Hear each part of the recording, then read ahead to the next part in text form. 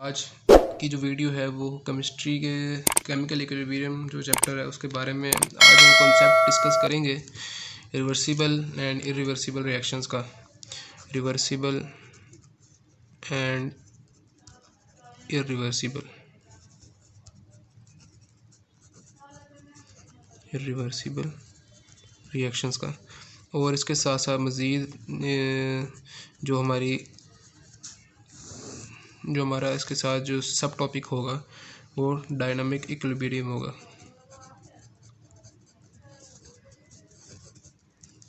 Dynamic equilibrium होगा। तो ये वीडियो लंबा नहीं बनाऊंगा मैं, क्योंकि पहले कमेंट्स आए हैं 2-3 बार के जो वीडियो काफ़ी लंबा हो जाता है, इस वजह से इसको हम पार्ट्स में डिवाइड कर देंगे। तो होप सो आपको जो है वो सही तरह से क्लियर हो जाएगा कॉन्सेप्ट। सबसे पहले रिवर्सिबल रिएक्शन क्या होता है। रिवर्सिबल रिएक्शन बहुत सिंपल है। क्या रिवर्सिबल का मतलब क्या होता है कि जो दोबारा हो सके। मतलब क्या कि अगर हमने एक रिएक्शन करवाया है हाइड्रोजन का आयोडीन के साथ, आयोडाइड के साथ, तो हमारे पास हाइड्रोजन आयोडाइड बना है, ठीक है।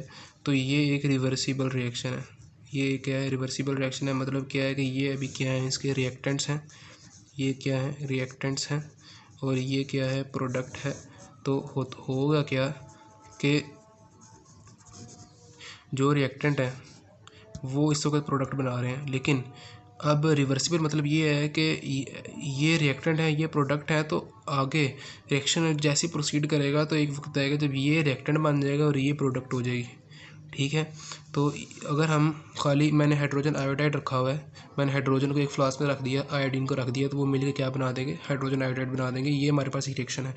अब इसी के साथ रिवर्सिबल क्या हो सकता है, मैं हाइड्रोजन आयोडाइड में रख दूँ, उसे हीट करूँगा तो वो हाइड्रोजन और आयोडाइड बना देगा।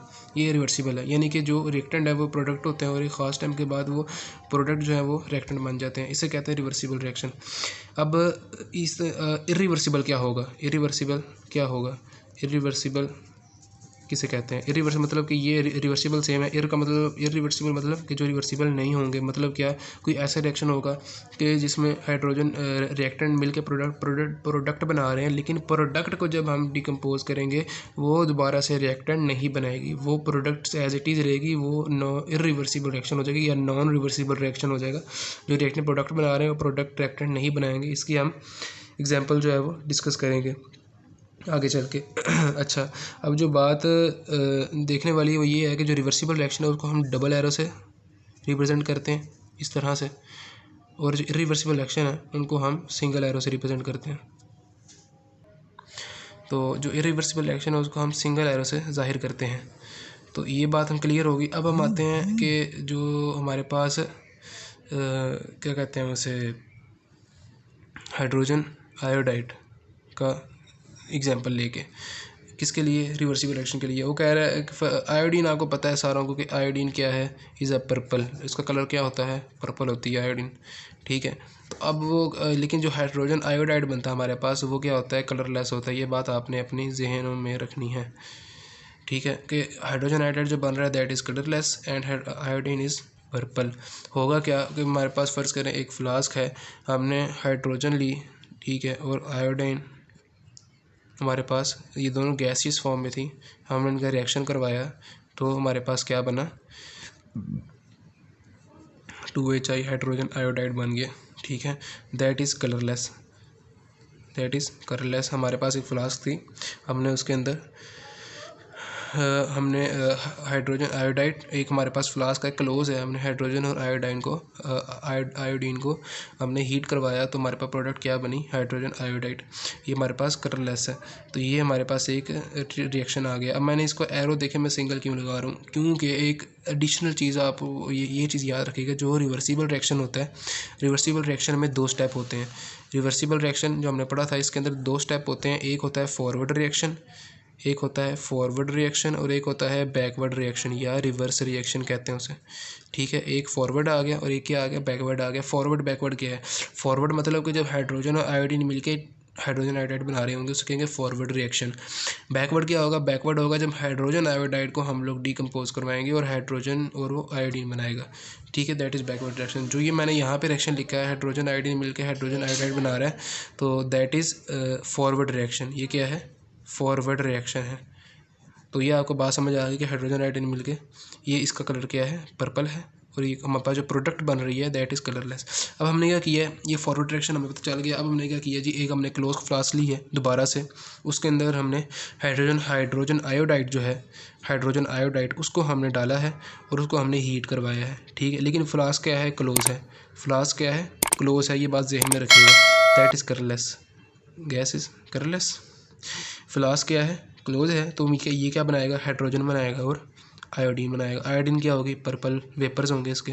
अब क्या करेगा, जब मैंने हाइड्रोजन आयोडीन को हीट किया तो हाइड्रोजन बनाया, उसने आयोडीन बनाई, फ्लास्क क्लोज है, वेपर वेपोराइज नहीं हो सकते, तो हमें क्या मिलेगा, पर्पल कलर के वेपर्स देखने को मिलेंगे, साथ हाइड्रोजन आयन बनाएंगे। इसे हम कहते हैं reverse reaction, that is reverse reaction. तो ये बात यहाँ तक क्लियर हो गई है। तो जब ये और ये हमने अलग समझने के लिए ऐसे किए हैं, क्यों, लेकिन जब हम एक लेबॉर्ट्री के अंदर रिएक्शन कर रहे हैं, हमने एक जगह एक फ्लास्क में हाइड्रोजन आयोडाइड दोनों डाल दिए हैं, तो ये दोनों रिएक्शन कंपनसेटरी चल रहे होते हैं, ठीक है, कंपैरिजन के साथ एक दूसरे के साथ चल रहे होते हैं। तो ये आप फर्स्ट में जाकर पढ़ेंगे डायनामिक इक्विलिब्रियम क्या होता है, किसकी पहले किस चीज़ की अमाउंट ज़्यादा होती है, किस चीज़ की अमाउंट कम होती है, कैसे डायनामिक इक्विलिब्रियम पैदा होता है दोनों के दरमियान। तो ये आप लोग चीज़ें जाके आगे पढ़ेंगे। IBC इसका बेसिक कॉन्सेप्ट यही है कि फॉरवर्ड रिएक्शन ये है, रिवर्स रिएक्शन ये है, ये दोनों एट ए टाइम चल रहे होते हैं, ठीक है। तो यहाँ तक हमारी रिवर्सिबल रिएक्शन की बात कंप्लीट हो जाती है। अब हमें आगे अगर एक मोटी सी मिसाल है उसको देख लेते हैं। अब हमने ये बात जहन में रखी। अब हमने एक और रिएक्शन देख रहे हैं, एग्जांपल देखते हैं हम लोग, ठीक है। एक और एग्जांपल है कि कैल्शियम ऑक्साइड है मेरे पास, उसके अंदर मैंने CO2 डाला, क्या बन जाएगा, वो कैल्शियम कार्बोनेट बन जाएगा, ठीक है। तो अब हमने क्या किया कि ये हमारे पास एक रिएक्शन है, उसे हमने यहाँ पे लिख लिया है। अब हमारे पास ये मैंने सिंगल एरो क्यों डाला है, ठीक है, क्योंकि ये रिवर्सिबल हो भी सकता है, नहीं भी हो सकता, डिपेंड्स ऑन कंडीशन। ये बात मैं क्यों कह रहा हूँ, मैं आगे जाके आपको पता चलेगा। कैल्शियम ऑक्साइड और कार्बन डाइऑक्साइड को हमने मिलाया, कैल्शियम कार्बोनेट बन गया, ठीक है, ये हमें पता चल गया। ये उसके बाद ये क्या होता है, एक मिल्की कलर का सोल्यूशन होता है ये कैल्शियम कार्बोनेट जो है, that is milky in colour. तो ये हमारे पास बन गया। अब हमने क्या किया, हमने कैल्शियम कार्बोनेट लिया, ठीक है, कैल्शियम कार्बोनेट को हमने इसको हीट करवाया तो कैल्शियम ऑक्साइड बना और CO2 बना। ज़ाहिर सी बात है, जो रिएक्शन पहले फॉरवर्ड था वो रिवर्स हुआ। तो अब क्या हुआ कि अगर हमारे पास वो फ्लास्क जिसमें हम हीट कर रहे हैं दैट इज़ क्लोज्ड, तो ये रिएक्शन जो ये हमने ऊपर रिएक्शन लिखी है दैट इज़ रिवर्सिबल। अगर ये फ्लास्क ओपन होगी तो क्या होगा, रिएक्शन हो जाएगा इरिवर्सिबल। मैं आगे ब्रैकेट में लिख देता हूँ ताकि आप लोगों को जहन में रहे। इरिवर्सिबल, अगर फ्लास्क ओपन है इरिवर्सिबल। क्यों इरिवर्सिबल है, क्योंकि भाई गैस बन रही है। जब हम कैल्शियम कार्बोनेट को हमने दोबारा तोड़ा है तो ये CO2 गैसेस फॉर्म में इसके वेपर उड़ जाएंगे। जब वो फ्लास्क ओपन होगी तो ये वेपर उड़ जाएंगे, रिएक्टेंट रहेगा ही नहीं, खाली कैल्शियम ऑक्साइड रहेगा, दैट इज़ वो बन जाएगा इरिवर्सिबल रिएक्शन। दोबारा ये दोनों मिलके कैल्शियम कार्बोनेट नहीं बना सकते, ठीक है। इसीलिए इसी तरह अगर हमारे पास फ्लास्क क्लोज्ड होगी तो ये कार्बन डाइऑक्साइड के जो वेपर्स हैं ये इवेपोरेट नहीं करेंगे, ये आपस में मिलकर दोबारा कैल्शियम कार्बोनेट बना देंगे, तो ये बन जाएगा रिवर्सिबल रिएक्शन, ठीक है। So depends on the condition के फ्लास्क कैसी है, ये रिएक्शन रिवर्सिबल भी हो सकता है, इरिवर्सिबल भी हो सकता है। यहाँ तक बात कंप्लीट है। अब आगे जो डायनामिक इक्विलिब्रियम कॉन्सेप्ट है वो अगले पार्ट में डिस्कस करते हैं।